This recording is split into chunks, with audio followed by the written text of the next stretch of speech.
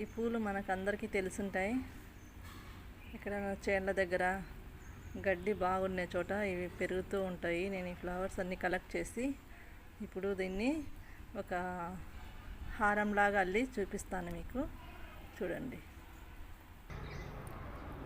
నేను ఒకటొకటి అల్లి చూపిస్తాను. వీటిని ఇలా ఒక్కొక్క ఫ్లవర్ పెట్టి దీన్ని ఇలా అల్లుకుంటూ రావాలి.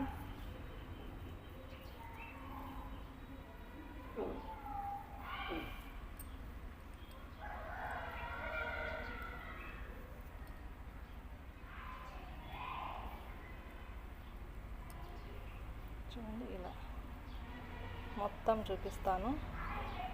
చూడండి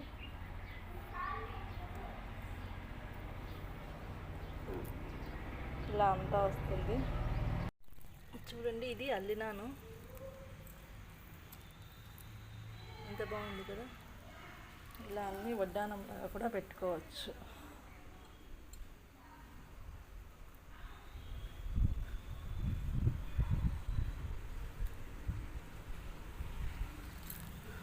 ఇలా ఫ్లవర్స్ ఇలా పెట్టుకుంటే బాగుంది. చూడండి ఇవి మీకు తెలిస్తే కామెంట్ చేయండి, ఎలా అల్లడమో నేర్చుకోండి.